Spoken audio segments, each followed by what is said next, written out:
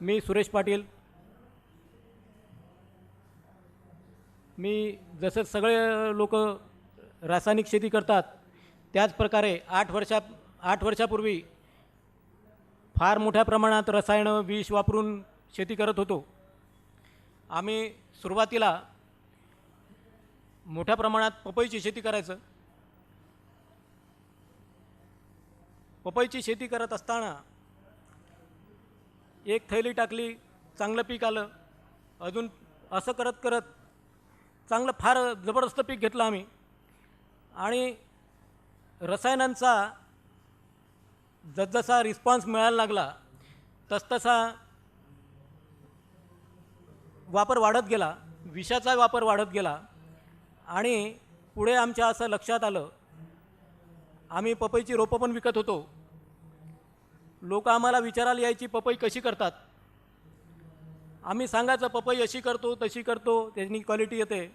आणि पुढे माझ्याच इथे रसायनांच्या अतिवापरामुळे पपईची क्वालिटी अगदी याच्यावर माझ्या इथे पपई येत नव्हती. मग यातून आम्ही धडा घेतला आणि पूर्ण रसायनांचा आणि विषाचा वापर पूर्णपणे बंद केला. सुभाषजी पाळेकर यांच्या पद्धतीप्रमाणे आम्ही जीवामृत, बीजामृत, आच्छादन यांचा वापर सुरू केला. आणि त्याचा पहिल्याच वर्षी मला इतका चांगला रिझल्ट आला की मी परत त्यावर्षी माझी 8 वर्षापूर्वीची गोष्ट सांगतो. 5 एकराची माझी पपईची बाग होती. त्यामध्ये मी पूर्ण सहजीवन घडवलं. त्यामध्ये शेवगा लावला होता मी. आणि त्या पपईमध्ये मिरची, शेवगा हे सगळे तूर ह्या सहजीवी पिकं लावले आणि जीवामृत दिलं. त्याचा मला इतका जबरदस्त फायदा झाला. आणि पहिल्याच वर्षी माझी गेलेली पूर्ण पत वापस आली. आता आम्ही आमच्या शेतामध्ये यावर्षी सहजीवनामध्ये सर्व प्रकारचे फळबागा उभारलेल्या आहेत. त्याच्यामध्ये मी संत्रा आणि मोसंबीचा नवीन प्लॉट लावला. त्यामध्ये मी पपईची लागवड केलेली आहे. त्या पपईमध्ये शेवगा, त्यानंतर तूर, मूग, उडीद याच प्रकारची सर्व पिके मी त्यामध्ये लावली. आणि या सहजीवनामध्ये प्रत्येक पीक माझ्या इथे फार चांगलं आलेलं आहे. त्यानंतर मी माझ्या इथे सीताफळाची लागवड केलेली आहे. माझ्याकडे मी स्वतः सिलेक्शन केलेली सीताफळाची सरस्वती 7 जातीची मी लागवड केलेली आहे. त्याला 500 ग्रॅम ते 1 किलोपर्यंतचे फळं येतात. त्याची लागवड मी 12x7 या अंतरावर केलेली आहे. आणि त्यामध्ये शेवग्याचं मी सहजीवन केलेलं आहे. शेवग्याचा फायदा असा की त्यामध्ये शेवगा हा नायट्रोजन फिक्सेशन करतो आणि झाडांना हलती सावली देतो. आपल्या इथे बरेचसे पिकं असे असतात, उन्हाळ्यामध्ये आपल्या इथे 12,000 फूट कॅन्डल एवढी प्रकाशाची तीव्रता असते. ही बऱ्याच पिकांना सहन होत नाही. शेवगा लावल्यामुळे जी लाईट इंटेन्सिटी जी आहे ही कमी होते आणि पिकं फार चांगल्या प्रकारे दुपारच्या वेळातसुद्धा अन्न तयार करू शकतात. मी सगळ्या त्यामध्ये तूर पण लावलेली आहे. त्यामुळे त्याला अजून नायट्रोजन वगैरे मिळू शकते. आणि सगळ्यात महत्त्वाची गोष्ट, मी पूर्ण याला बेड करून आच्छादन केलेलं आहे. तर त्यामुळे मला पाण्याची खूप मोठी बचत होते आणि जमिनीची धूप होत नाही. त्यानंतर मी चिकूची लागवड केलेली आहे आणि चिकूमध्ये शेवगाचं पण सहजीवन घडवलेलं आहे. त्यामध्ये मी विशेष म्हणजे एक आम्ही पाळेकर साहेबांच्या पद्धतीने चिकूच्या अंतर आहे माझं 25 बाय 25 फूट. 2 झाडांच्या मध्ये आम्ही झाडांचं किचन उभारलेलं आहे. झाडाचं किचन म्हणजे 8 फूट बाय 4 फूट बाय 1.5 फूट या आकाराचा खड्डा केलेला आहे आणि त्या खड्ड्यामध्ये आम्ही पूर्ण काडी कचरा टाकलेला आहे. त्यामध्येच आम्ही जीवामृत टाकतो आणि त्यामध्ये असंख्य गांडूळ तयार होतात. म्हणजे बाहेरून तुम्ही जे झाडाला टाकू शकत नाही हे त्या किचनमध्ये झाडाच्या सगळं तयार होतं. तुम्ही तितकं बाहेरून टाकूच शकत नाही. आणि माझ्या इथल्या चिकू साधारणपणे 100 ग्रॅमच्या वरच माझ्या इथे चिकू असतो. 250 ग्रॅमपर्यंत चिकू माझ्या इथं आलेला आहे आणि त्याची गोडी नैसर्गिकरित्या केलेलं असल्यामुळे इतकी जबरदस्त असते की एकदा जर तुम्ही माझ्या इथला चिकू जर खाल्ला तर तुम्ही बाहेरचा चिकू खाणार नाही, इतकी त्याला चांगली टेस्ट असते.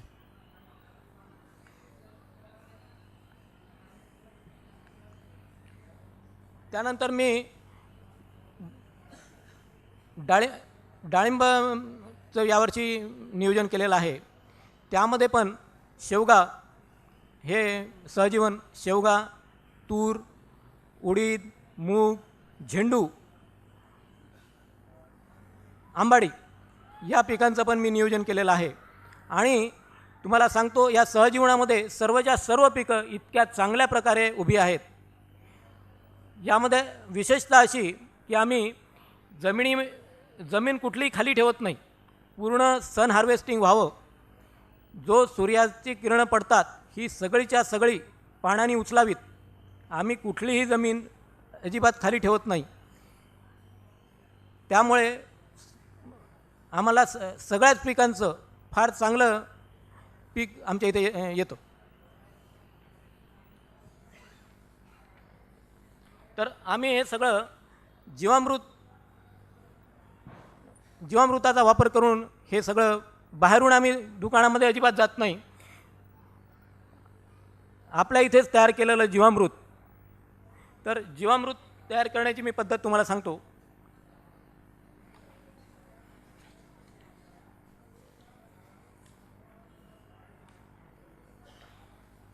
गावराणी गाईचं 10 किलो शेण, गोमूत्र 5 ते 10 लिटर, गूळ 1 किलो, बेसन 1 किलो, धुऱ्यावरची माती मूठभर,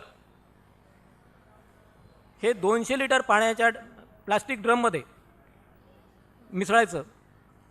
हा ड्रम सावलीमध्ये ठेवायचा आणि याला सकाळ संध्याकाळ 2 वेळा क्लॉकवाईज डायरेक्शननी ढवळायचं आणि 72 तासानंतर हे याची 5% ते 5 ते 10% फवारणी किंवा पाटाच्या पाण्यामध्ये किंवा ड्रीपच्या पाण्यामध्ये मिसळून हे जर दिलं तर याचे फारच चमत्कारिक परिणाम येतात. बाहेरून काही आणायची गरज नाही. त्यानंतर जर काही रोगकिडी जर दिसत असल्याच तर त्यासाठी सुद्धा आम्ही कुठलंही बाहेरचं औषध आणत नाही. आम्ही दशपर्णी किंवा निमास्त्र याचा वापर करतो. त्यामध्ये दशपर्णी तयार करण्याची मी पद्धत तुम्हाला सांगतो.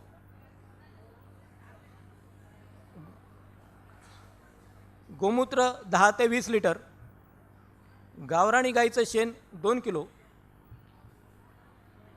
हळद 200 ग्रॅम, अद्रक चटणी 500 ग्रॅम, तंबाखू पावडर 1 किलो आणि तिखट मिरचीचा ठेचा 1 किलो, लसण देशी 500 ग्रॅम चटणी, हे 200 लिटर पाण्यामध्ये टाकायचं आणि 1 दिवस त्याला ठेवायचं. दुसऱ्या दिवशी 10 प्रकारचे पाले 2-2 किलो, त्यामध्ये कडुलिंबाचा पाला, करंज, सीताफळ, एरंडी, तुळस, निरगुडी, धतुरा, रुई, बेल इत्यादी पाने हे टाकायचे आणि हा ड्राम झाकून ठेवायचा. 40 दिवसपर्यंत हे ठेवल्यानंतर हे औषध गाळून घ्यायचं आणि 3 ते 5% या प्रमाणात याची पिकावर फवारणी करायची. खूप सुंदर रिझल्ट आहेत. बाहेरून काही आणायची गरज नाही, कुठल्याही मल्टीनॅशनल कंपनीचं औषध आणायची गरज नाही आणि सगळं विषमुक्त.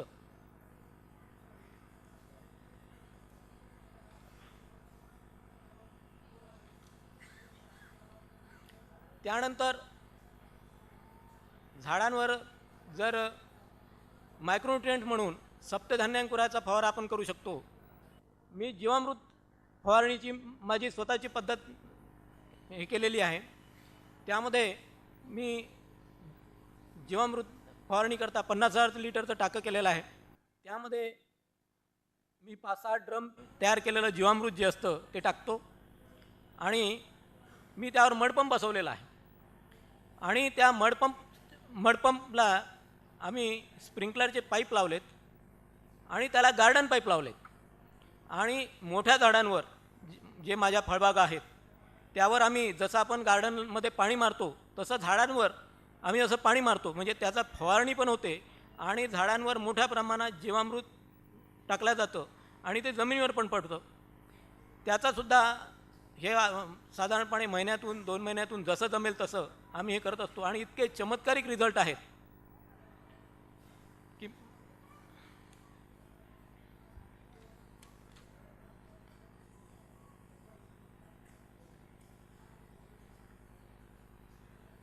त्यानंतर या नैसर्गिक शेतीमध्ये सगळ्यात महत्त्वाची गोष्ट म्हणजे आच्छादन. त्या आच्छादनाखाली गांडूळ फार चांगलं, म्हणजे जे आपले मित्र आहेत ते गांडूळ अनेक जीवजंतू फार चांगल्या रीतीने काम करतात. मी तुम्हाला सांगतो, माझ्या इथे पावसाचं पडलेलं पाणी फारच अतिवृष्टी झाली तरच शेताच्या बाहेर जाईल, अदरवाईज माझ्या शेतातनं पाणी वाहून जातच नाही. इतकेच आच्छादनामुळे गांडूळ वाढलेले आहेत. नैसर्गिक शेती करत असल्यामुळे गांडुळांना कुठलीही भीती नाही.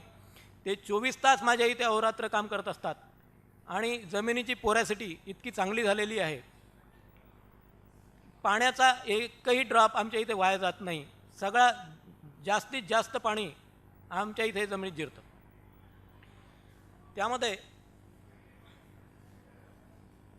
त्यामुळे आच्छादनामुळे जमिनीची धूप होत नाही, ओलावा टिकून राहतो. त्यानंतर आम्ही शेताच्या सर्व बाजूनी वनभिंती उभारलेल्या आहेत.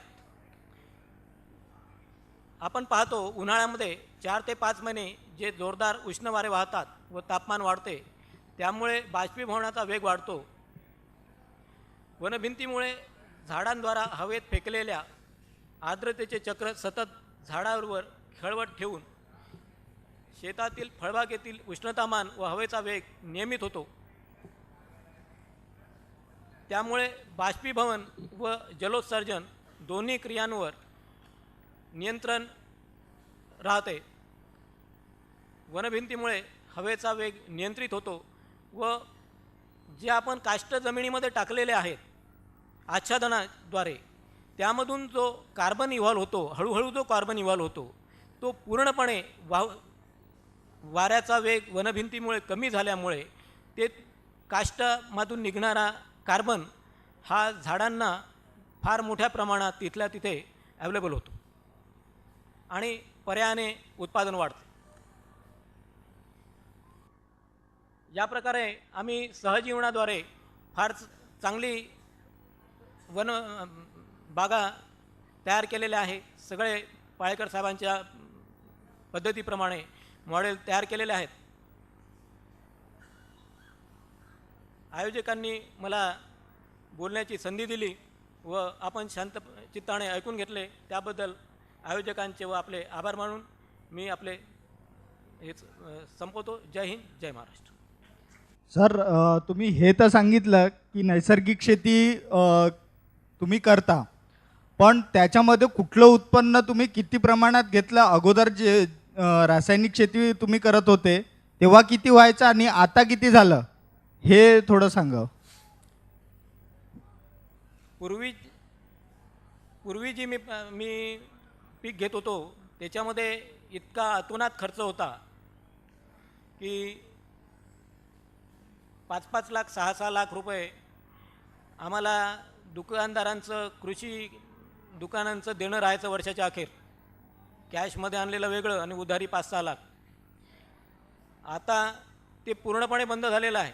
आणि उत्पन्नाचा जर विचार कराल तर उत्पन्न खर्च फार कमी होऊन उत्पन्न वाढलेलं आहे, क्वालिटी पण वाढलेली आहे. आणि माझ्या प्रॉडक्टबद्दल मला सांगण्याचा अभिमान वाटतो की माझं सीताफळ, माझे चिक्कू, मी हे दोन्ही वस्तू मार्केटमध्ये मी नेऊन विकत नाही, हे पूर्ण माझ्या घरून खपतात.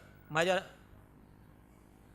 क्वालिटी पाहून लोकांनी एकदा खाल्ल्यानंतर ते ग्राहक माझ्या घरी माझं घर शोधत येतात आणि मी ज्या भावात सांगतो त्या भावात ते खरेदी करतात. सर, मला असं वाटतं की जे काही तुम्ही जाती निर्माण केलेल्या आहे ते फॉरेनमध्ये एक्सपोर्ट करण्याचं काही प्लॅनिंग तुम्ही केलेलं आहे का? मी मागच्या वर्षी सीताफळ पण काही प्रमाणात एक्सपोर्ट केलं, परंतु नागपूरमध्येच त्याला इतकी जबरदस्त बाजारपेठ आहे. आणि तुम्हाला सांगतो 95% यावर्षी माझं जे सीताफळ होतं हे 95% गिफ्टसाठी लोकांनी नेलं. त्याच्यामुळे एक्सपोर्टर जितका पैसा देतो तितकाच पैसा मला इथे सुद्धा मिळू शकेल याची मला खात्री आहे. आपल्या यांचे जे सीताफळं आहेत ते आम्ही मध्ये मुंबईला बिग बाजार नावाचे जे एक परवा किशोर बियाणी आले होते ना, त्यांचं देशात मोठं काम आहे. त्यांना ते सीताफळं भेट दिली. त्यांच्या मुंबईच्या दुकानामध्ये 2200 रुपये किलो टमाटर विकत मिळतात आणि जगातला भाजीपाला तिथे मुंबईत येतो. तर यांच्या सीताफळ आणि चिक्कू याला उत्तम मार्केट आहे. आता मला यांनी मध्ये एकदा चिक्कू आणून दिलं तर मी यांना आमच्या लक्ष्मीनगरच्या पूर्ती सुपर बाजारमध्ये चिक्कू विकायला ठेवायला सांगितलं आणि यांनी 5-7 दिवसामध्ये काय भावाने विकले? 60 रुपये किलो. 60 रुपये किलोने 700-800 किलो चिक्कू यांनी विकले आणि लोकांना याची चव वेगळी आहे. आणि म्हणून मी आता सांगितलं की माझ्याकडे MG अकबर आणि विजय दर्डा आले होते, त्यांनी चिक्कू खाल्ले, ते एकदम यांचे चिक्कू वेगळे आहे कारण हे नैसर्गिक शेतीचे आहेत, ऑर्गॅनिक आहेत. आणि सीताफळ देखील वेगळं आहे. काल माझ्याकडे हेमामालिनी आले तर त्यांना मी यांच्याकडलं सीताफळ दिलं, त्यांना आवडलं ते. तेव्हा या ऑर्गॅनिक याची जी टेस्ट आहे ती वेगळी आहे.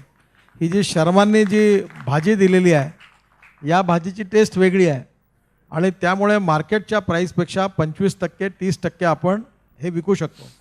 आणि म्हणून आता आम्ही नागपूर शहरामध्ये 5 ते 7 अशी दुकानं सुरू करतो आहोत की केवळ ऑर्गॅनिक शेतकऱ्याची जी भाजीपाला असतील, फळं असतील त्याचे विक्री केंद्र. आणि अशा प्रकारे हे केंद्र जर आपण हळू सुरू केले तर शेतकऱ्यांना मार्केट मिळेल. त्याकरता काही सरकारच्या योजनाही आहेत. आपण पुढे येऊन ते जर सुरू केलं तर मार्केट उपलब्ध होईल. दलालांची गरज नाही, मार्केटमध्ये माल नेण्याची गरज नाही आणि आपण त्या ठिकाणी विकू शकतो. आणि याची टेस्ट वेगळी असल्यामुळे जे लोक एकदा हे घेतात ते तुमच्या इथे म्हणतात ना, माझ्या घरी मागायला येतात. ही गोष्ट खरी आहे की त्यांचं उत्पादन एवढं कमी आहे आणि क्वालिटी एवढी चांगली आहे की लोक त्यांच्याकडे मागायला येतात आणि ते एवढे सीताफळं, चिक्कू किंवा सगळ्या भाजीपाल्याला उत्तम मार्केट आहे. त्यामुळे आपल्याकडे त्यांनी जे सांगितलेली गोष्ट आहे की केमिकल फर्टिलायझर वापरलं नाही, पेस्टिसाईड वापरलं नाही, आपल्या पोटात जे विष जातात ते जात नाही. त्यामुळे समाजाच्या आरोग्याकरताही आवश्यक आहे. आणि ह्या जे शर्माजींनी सांगितलं आणि यांनी सांगितलं हे प्रयोग यशस्वी आहे. फक्त आता आपण आपल्याकडे विश्वास ठेवून केले पाहिजे. याच्यामध्ये एक्सपेंडिचर आपण कमी करतो आणि उत्पादनाचं उत्पन्न वाढवून त्याची भावाची किंमत जास्त घेतो. त्यामुळे गॅप जी आहे प्रॉफिटची ती वाढते. त्यामुळे औषधं आणि खतं याच्यात खर्च करण्यापेक्षा या तंत्रज्ञानाचा उपयोग केला आणि तुम्ही तुमच्याकडे प्रयोग करून पाहिला तर याचा उपयोग होईल. शर्माजी किंवा पाटील साहेब यांची जी शेती आहे, पाटील साहेबांची वर्धा रोडवर आहे जामच्या आधी, आणि शर्मा साहेबांचं यवतमाळला दारव्याच्या जवळ आहे. तर माझी आपल्याला विनंती आहे की आपण जरूर एकदा त्या ठिकाणी बघावं. आणि आता आम्ही ॲग्रो विजनतर्फे नागपूरला जसं आज ही 2-3 तासाची कार्यशाळा झाली आहे तर अशाच शेतकऱ्यांना एकत्रित करून आपल्या इथे शंकरनगर चौकामध्ये राष्ट्रभाषा सभागृह आहे मोठं, ते 400-500 लोकांची बसण्याची व्यवस्था आहे. तर आपण ॲग्रोव्हिजनतर्फे फलोत्पादनाबद्दल, भाजीपालाच्या उत्पादनाबद्दल दिवसभराचं वर्कशॉप असं देऊ. आणि त्याच्यात कसं आहे की आपल्या लोकांना फुकट काही मिळालं त्याचं महत्त्व नाही आहे. त्याच्यामुळे आता फी लावू त्याच्यावर, म्हणजे कमीत कमी 25 रुपये 50 रुपये त्याला दिवसभर तिथे फी मिळेल. फाईल देऊ, त्याला सगळं समजावून सांगू आणि ऑडिओ व्हिडिओनी ते समजावून सांगून त्याला सांगू की तू कसं करू शकतो. आज यांनी जे प्रेझेंटेशन केलं याच्यामध्ये त्यांनी स्प्रे देखील वेगवेगळे सांगितले आहेत आणि हे एकदा आपण सगळ्यांनी लिहून घेतले. नसेल तर त्यांना कार्यक्रम संपल्यावर भेटून ते लिहून ते प्रयोग तुम्ही तुमच्याकडे केले तर तुम्हाला त्यातून अजून चांगलं ज्ञान मिळेल आणि याच्यावर प्रयोग करता येईल. सर, तुम्ही जे तुमच्या शेतामध्ये जे पूर्ण कंपाऊंड जे मोठ्या मोठ्या झाडांनी लावलेले आहेत त्याबद्दल तुम्ही लोकांना सांगा, म्हणजे कशी तुम्ही बायोडायव्हर्सिटी मेंटेन केली आहे. वाऱ्याचा वेग नियंत्रित करण्याकरता काय झालं पाटील साहेब, तुम्ही बोलत असताना तुमच्याजवळ बहुतेक कॉम्प्युटर नाही आहे. तर तुम्ही जेव्हा या बाबतीमध्ये त्या जे बोलताना ते चित्र इथे आलं असतं तर यांना समजलं असतं. त्यात थोडंसं सिक्वेन्स नाही. तर तुम्ही जर या चित्राद्वारे दाखवलं की तुम्ही टेम्परेचर कमी करण्याकरता जे धुऱ्यावर लावल्या सागवानाची झाडं किंवा अजून काही लावलं आहे त्याच्यामुळे टेम्परेचर कमी होऊन पिकांचा एकंदर नुकसान होत नाही आणि फायदा का होतो ते जर नीट सांगितलं लोक ते प्रयोग करू नाही. शकतात. तो फोटो आहे का? आहे त्याचा फोटो? शेताच्या भोवताल लावलेले वृक्ष दिसतात तिथे. मी वाऱ्याचा वेग नियंत्रित करण्याकरता शेताच्या सर्व बाजूनी वनभिंती उभारलेल्या आहेत. त्यामध्ये मी सागाची झाडं लावलेली आहे आणि दुसऱ्या स्टेजमध्ये म्हणजे दोन तीन स्टेजमध्ये ते लावलेलं आहे. काही सीताफळाची झाडं लावलेली आहे. म्हणजे शेतातला पूर्ण शेतात निर्माण होणारा कार्बन हा शेताच्या बाहेर वाहून जाऊ नये याकरता 3 स्टेजमध्ये आम्ही त्याची उभारणी केलेली आहे. वारा रोखणारी मोठी झाडे, त्यानंतर छोटी झाडे आणि त्यापेक्षा छोटी झाडे साधारणपणे 4 फूट उंचीची अशी ही उभारणी आहे.